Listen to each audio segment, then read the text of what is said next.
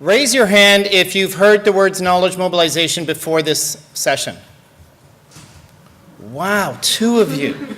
I got 2 more questions for the both of you, which is like, could you explain it to a non-specialist? Do you consider yourself a knowledge mobilizer? There's 2 at the back. Welcome.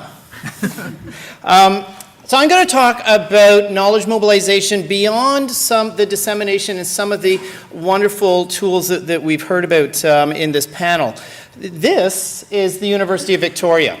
And I choose this as an image because it's got a ring road around it, and that kind of bounds the University of Victoria, BC. It's the provincial capital. This bounds the university and creates this kind of, it's porous, but a boundary between what is in the academy and what is outside of the academy. So I'm going to use this as the visual to explain. This is what happens with academic dissemination. It stays within the academy, as Melinda talked about. It's really a scholar talking to a scholar, and we're measuring impact within scholarly communications through bibliometrics, through these are actually being really important. My day job at the university is to manage all the research grants and contracts, and we're now being required by funders to use bibliometrics and publication and citation data to substantiate where our researchers sit within the world, and to make the case that York University is the best place in the world to invest in that piece of literature. Whatever the humanities and the creative artists struggle with these are really important metrics for the academic community. But I'm going to talk about, I describe what my colleagues have talked about as creative dissemination, how we go beyond the PDF and how do we use social media and videos and those cool apps that you talked about to really get beyond the ring road, to be able to take knowledge, academic knowledge, and bring it into the community. And by community, it's anyone who's not in that ring. It might be industry, it might be policymakers, it might be faith groups, it might be individuals in publics and people with lived experience. So the creative dissemination gets it out of the ring road and gets it into community in places that, as Ben talked about, are the other audiences for scholarship.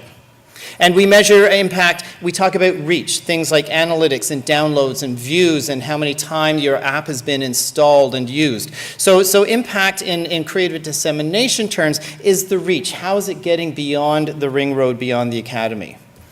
But what I'm going to talk about is how we actually engage in the production and the use of knowledge. And the engagement works as a double-headed arrow. It's not just pushing knowledge out beyond the ring road, it's bringing the needs and the expertise of lived experience in community and industry and policy into the academic production cycle. And when we do that, impact in this space is measured in the community. It's not measured within the ring road. It's the impact that we have on policy or on products or on processes or on changed attitudes and beliefs, that those have an impact in the lives of citizens.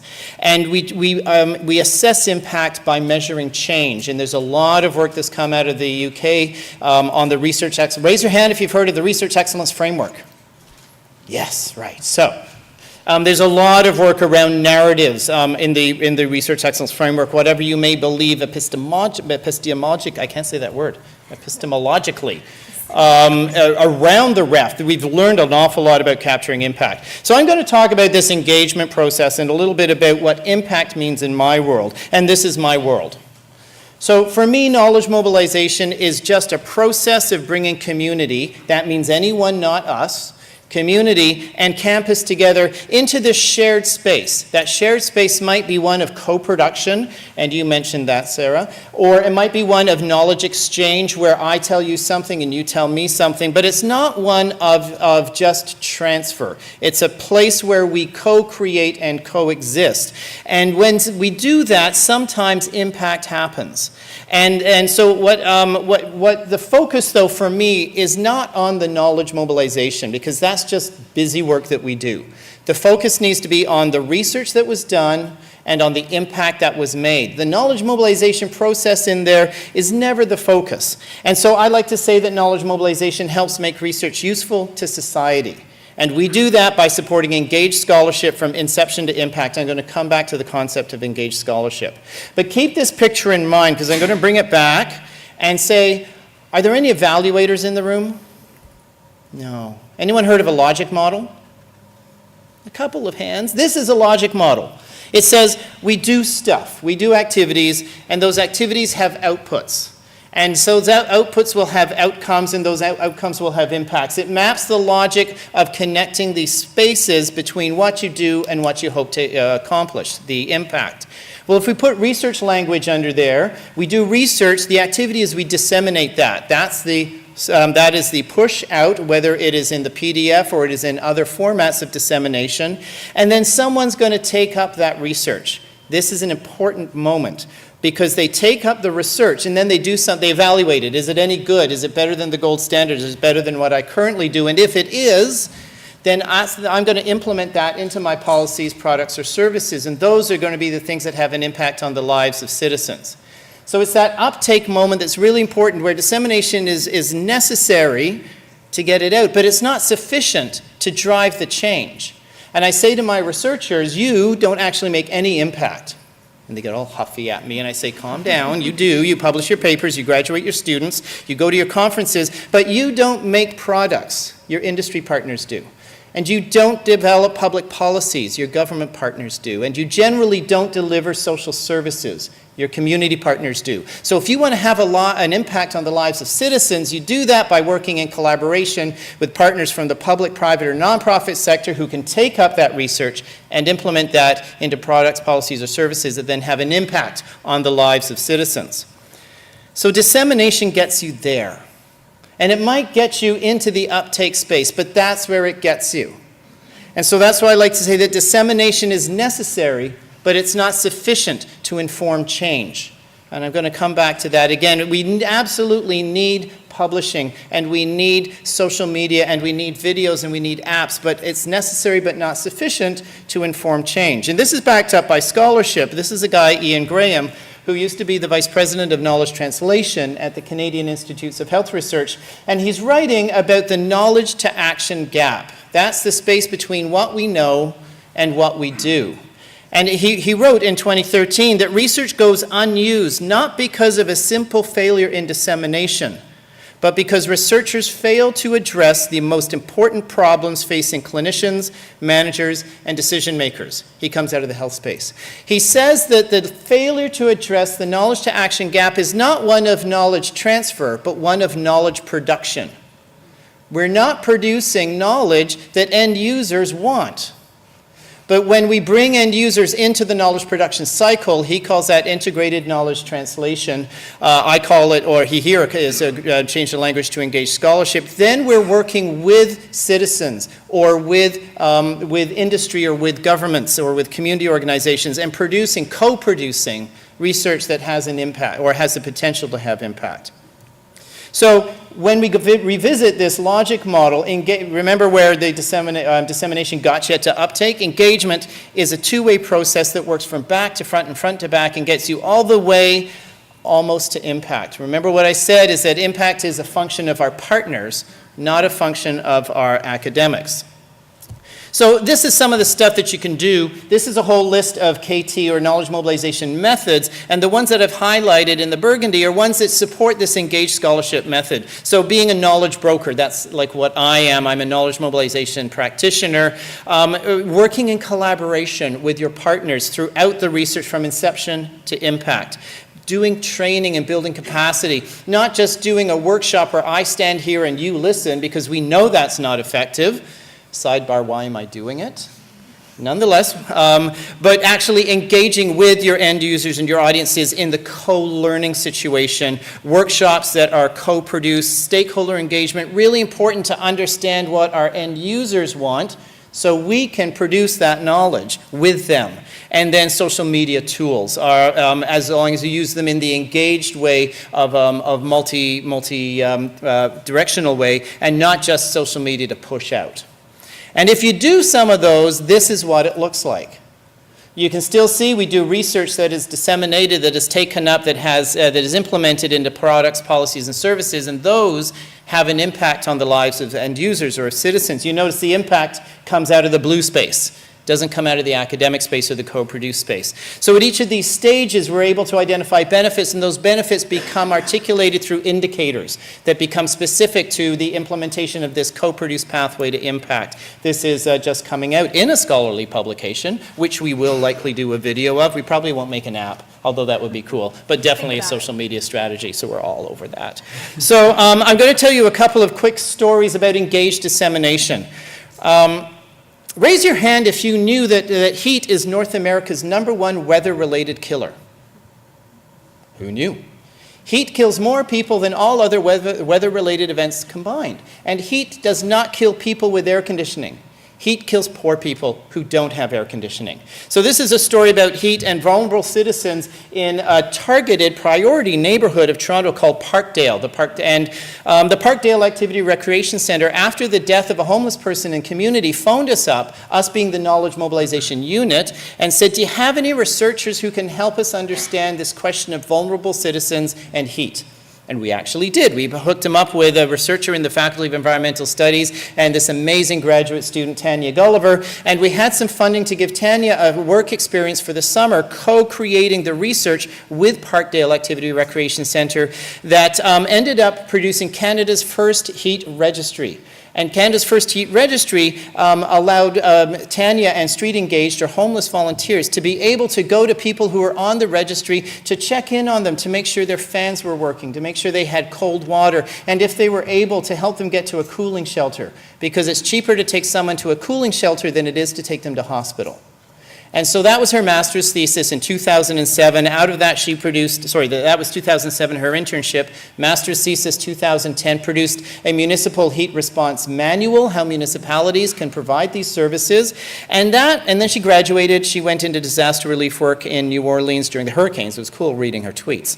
But then the Disaster Relief Committee, this is the engaged dissemination piece. The Disaster Relief Committee of Toronto took up that research and took it to City Hall. And they workshopped it with the Toronto, well, they presented it to the medical officer of health, who referred it to Toronto Public Health, where they did some workshops with Toronto Public Health, and they referred it to the Toronto Shelter Support and Housing Administration. And then in 2012, Toronto released its heat registry guide inside the front cover, thanks to York University's Knowledge Mobilization Unit and to Tanya Gulliver.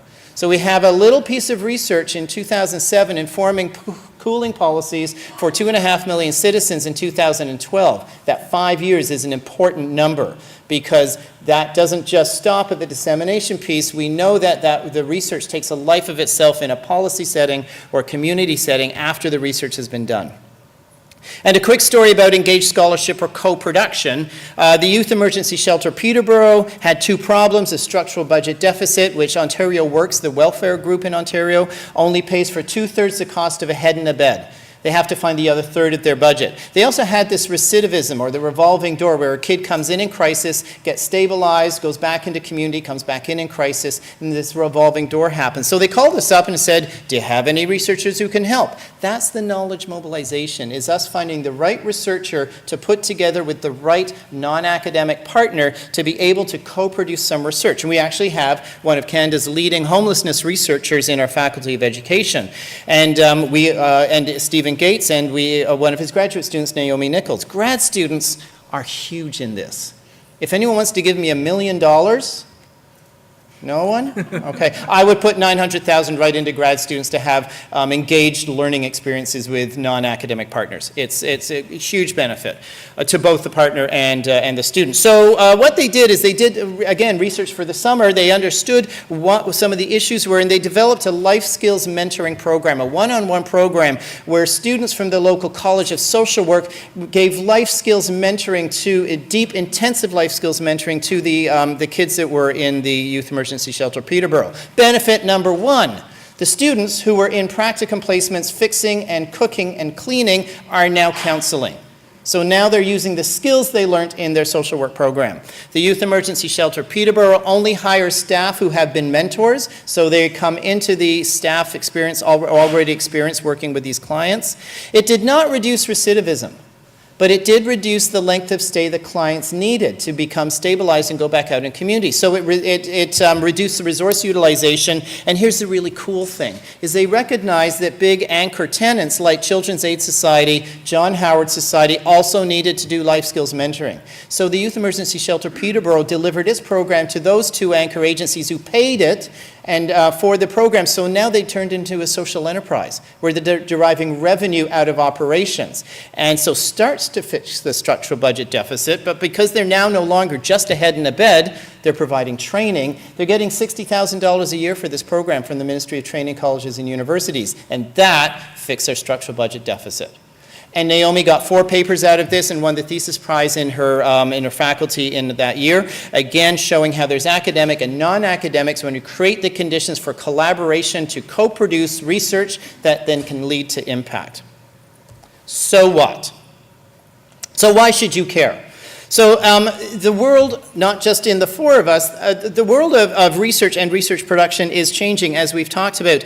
The REF, the Research Excellence Framework, used to assess the excellence of research as measured by research outputs and research awards.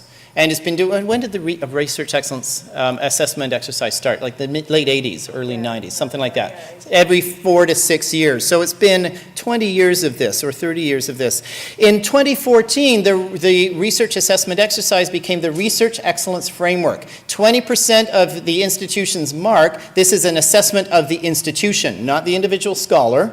The institution, 20% of your score was your ability to articulate the impact of your research beyond the academy. Impact as defined beyond the academy. So publishing is no longer enough, not in the UK, to be able to, and the UK, this exercise clearly linked the publication with impact. So in the UK, publishing is no longer enough for institutions to be able to successfully compete for block funding.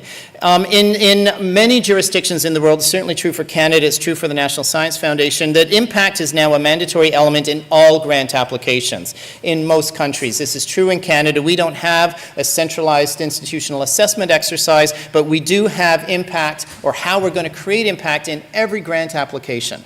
And the Networks of Centres of Excellence is Canada's top-level funder.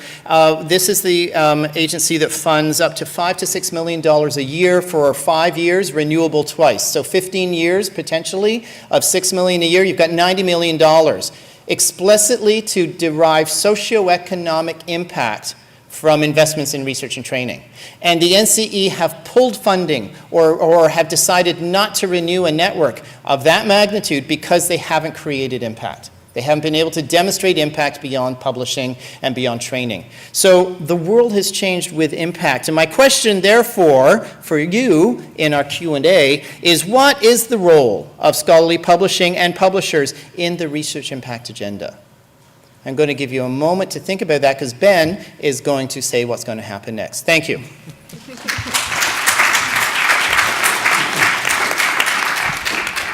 All right, well, first a big thank you to all of you for joining us. So we really hoping to have a discussion and hear your thoughts as well as ours. So what we had thought about was kind of meditating on this question. We were going to ask you to turn to a couple of your neighbors, so maybe 2 people around you, maybe hopefully someone you don't work with. Introduce yourself, you can say what it is you do, and think about, assuming you believe that there is a role for publishers to push that channel to dissemination, uptake, and impact in a broader sense, what do you think someone in your role can do to support that? Or, do you see any room for what the type of role you do? And maybe what other people should be driving this forward, so either within publishing or outside of it. So I'm going to give you 3 minutes to chat, and then I'd love to hear some of your thoughts. Okay, everybody, just finish up your last couple sentences and.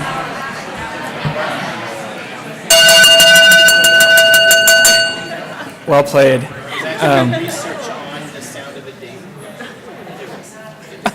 Practical application of research, right here, he says, in terms of yeah, and I know There was actually research on the effect of the sound of a ding like this being capturing human attention in ways that it doesn't capture other animal attention.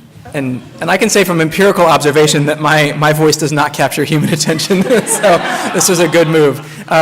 So is there anybody that would like to offer a thought? First, maybe show of hands, do you feel that scholarly publishing, or publishers in general, have a role to play in driving dissemination and uptake and broader impact of research? So show of hands if you think that's true.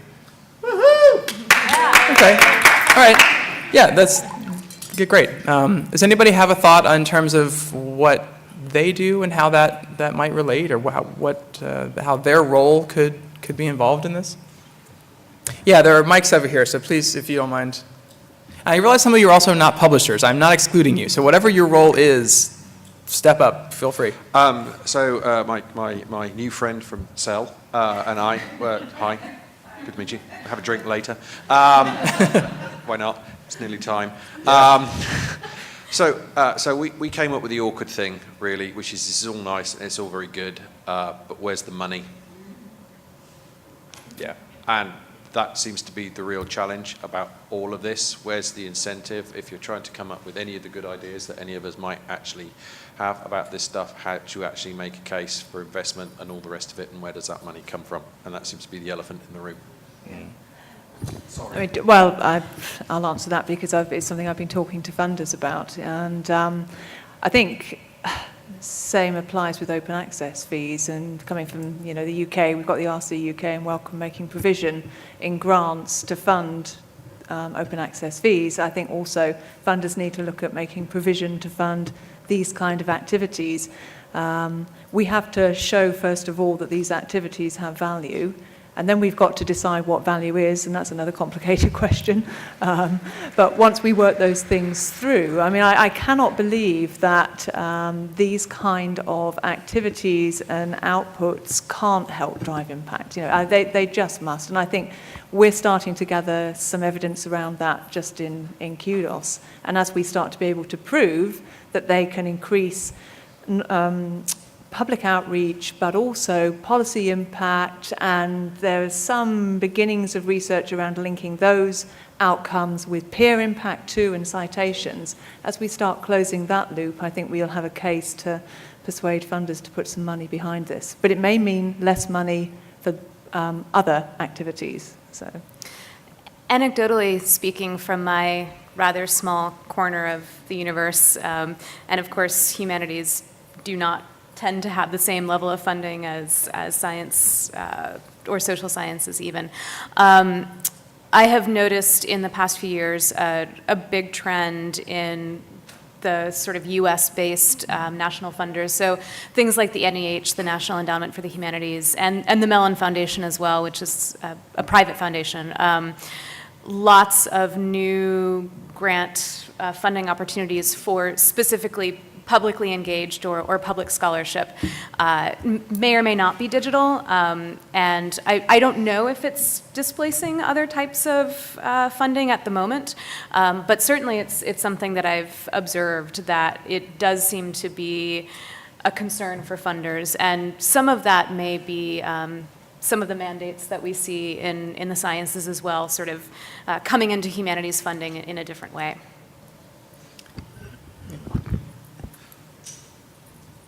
Funding is really important, but I'm going to suggest that your question is based in an existing paradigm, and we're talking about a new paradigm in which the question needs to change, and the industry needs to change. So I think we would be naive to think, well, Betamax was very naive, and when VHS came along,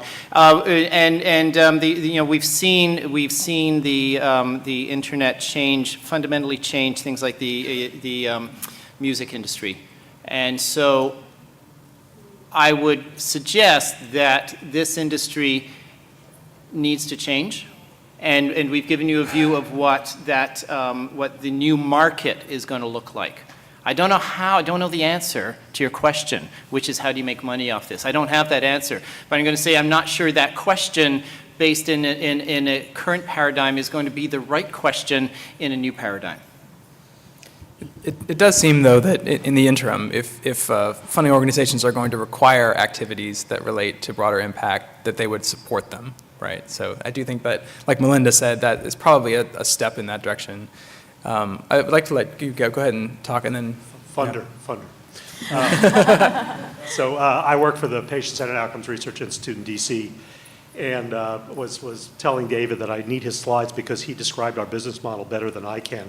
And I'm the director of communications, so it's very exciting to see this. But essentially, much of what you were talking about is in our DNA, and I cannot tell you how much of a cultural challenge it is for a large funder, $3.5 billion publicly chartered by Congress, but a private nonprofit organization, to try to get researchers to get what we're talking about, which is essentially engaging patients and other stakeholders at the front end in order to make sure the questions that are being asked and studied are the right questions. As we know, much of research is of great interest to researchers and of little interest or use to patients or clinicians.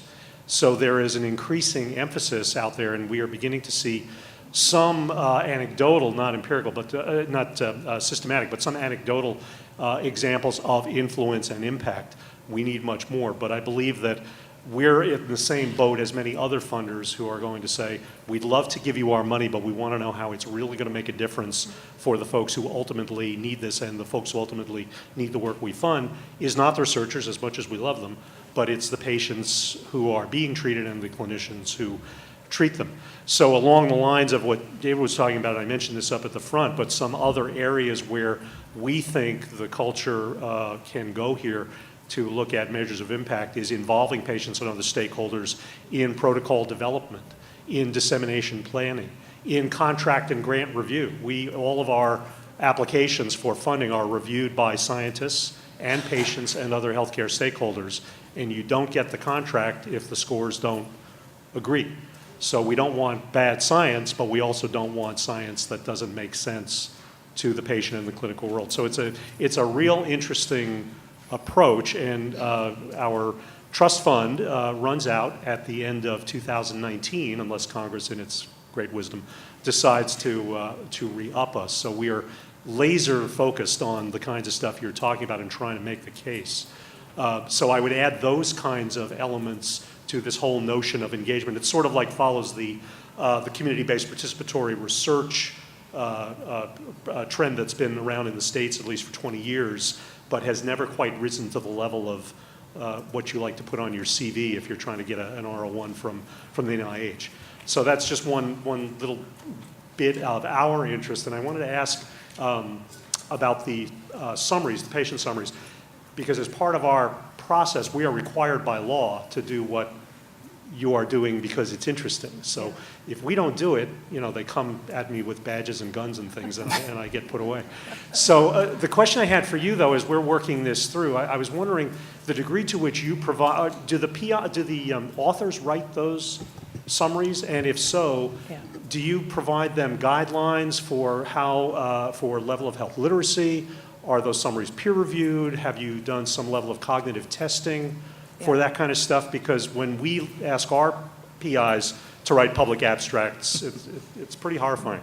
So, but as expected, that's not their business. That's not what they do. So I'm very curious as to how you have developed this and how you try to vet that the material that they are producing, that hopefully every single journal will publish forever and ever, along with the research paper, is actually something that's going to be useful out there in the world.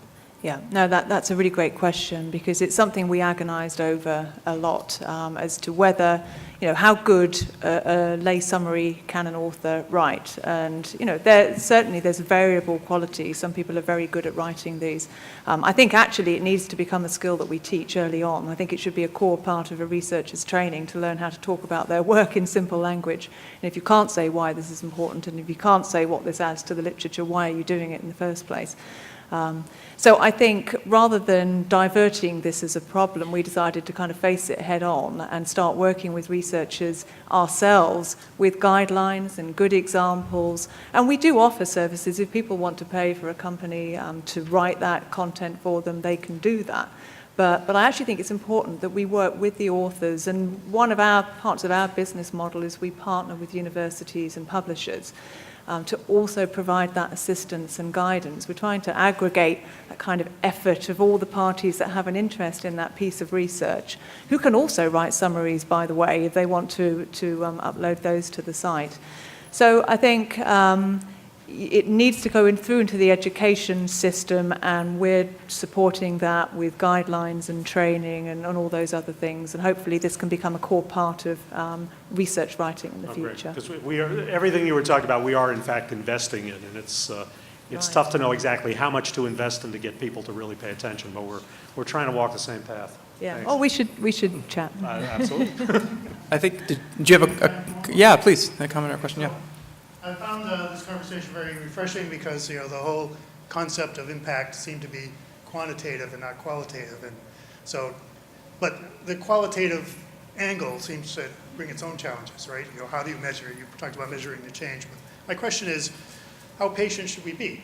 Because if what we want to do is cause change, and your one example took 5 years really before I think maybe there were other impacts along the way. But, is it like the French Revolution thing? It's just too early to tell for a lot of these things that we do want to fund to happen. Research in this space has shown that it takes about 17 years for research to move into clinical practice in the health setting, or actually, I heard last week from manufacturing research into manufacturing settings, about 17 years. So the purpose of the goal of the activities that we're trying to promote at York University and in the Research Impact Network, there are 12 universities in Canada who are investing in different types of these activities, is to shorten that 17 years and to get it down into a time frame where actually research can move more quickly into policy or practice. And so I think 5 years is good. But how aggressive should we be? We should all be shit disturbers. We should not accept the status quo. We should look for the new business models, and there will be business models. We've got a for-profit business, right? Are you incorporated? We're at a university, so Okay. we're nonprofit. And this gentleman at the back from the patient group is an incorporated nonprofit with a really big purse. So there are business models here. We just have to figure them out, and they can't always be grant supported. We're going to have to figure out whether it's the co-op model, the for-profit, the non-profit revenue making model, or some other model we haven't thought of yet, the social enterprise model. But yeah, we shouldn't be patient. We should actually be agitators. Would you like to go ahead? Hi, Yeah. I'm actually the managing editor of the Archives of Physical Medicine Rehabilitation that you quoted. And thank you very much. So one of the things that I've noted in my time there with ACRM as medical societies, that one of the biggest disseminators of knowledge are the societies that own these journals. But if we continue to, or keep going down a path of reducing the profitability of those journals, then we are undercutting the function of those societies that are trying to do exactly what you're talking about. Several years ago, the ACRM's annual meeting was about 200 people. This year, it will be 2,000. That's a lot of symposia, that's a lot of talks, that's a lot of research, that's a lot of all-day sessions teaching people who go back to their places, work in PT, OT, occupational therapy, physical therapy, cognitive rehabilitation training, all of that. And if the profitability of the journal shrinks, it doesn't support all of that mission. So we can disseminate in other ways, but we're at the same time taking away the dissemination of these medical societies. Some are large and can weather this storm, but some are going to get really, really stressed. And that meeting that you hope would grow to do this kind of work is going to shrink because they just simply can't afford it.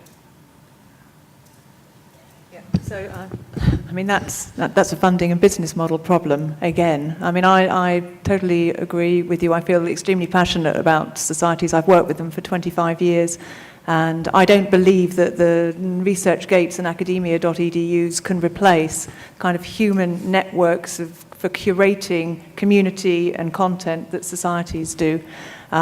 Declining revenues from journals is a problem. So how do we fund societies in doing that kind of activity? And what other activities can societies do to replace revenues from journals? Obviously, some are very successful in learning services. And I think it's being creative and finding new services to offer members. But there's a bigger funding issue around that could be more at a government level in terms of how we support infrastructure that nurtures niche communities. So I don't have an answer for you. It's something we're developing extra sort of tools around at Kudos to help societies offer more services for members. But there's a much bigger question here about how the world values what societies do. And I think that means rethinking what societies do.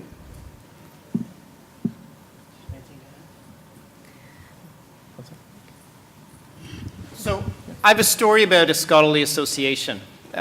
In November or October, I was talking at a conference for the Canadian Federation for the Humanities and Social Sciences, and I was asked to talk about impact on community, how we can think of the humanities and social sciences and having impacts on community. I was like 2 sentences in when this woman stood up and she said, she was the president of the Canadian Philosophy Association, philosophers.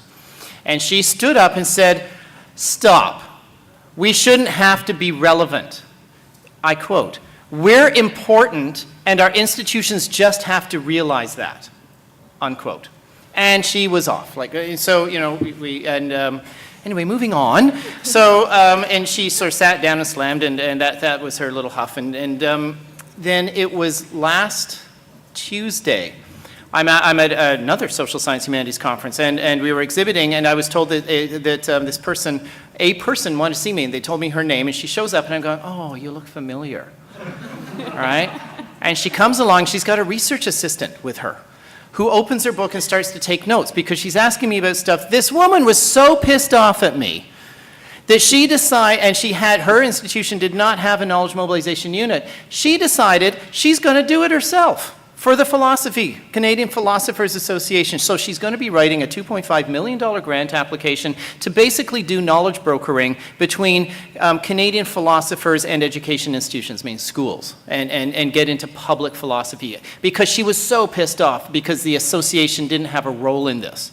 So I just use that as one example that she, as the president of the Canadian Philosophy Association, reimagined the role of the association to not get away from the academic and the scholarships and the publishing, but to complement that with some other work. So that's just an example of what an association, a pissed off association president.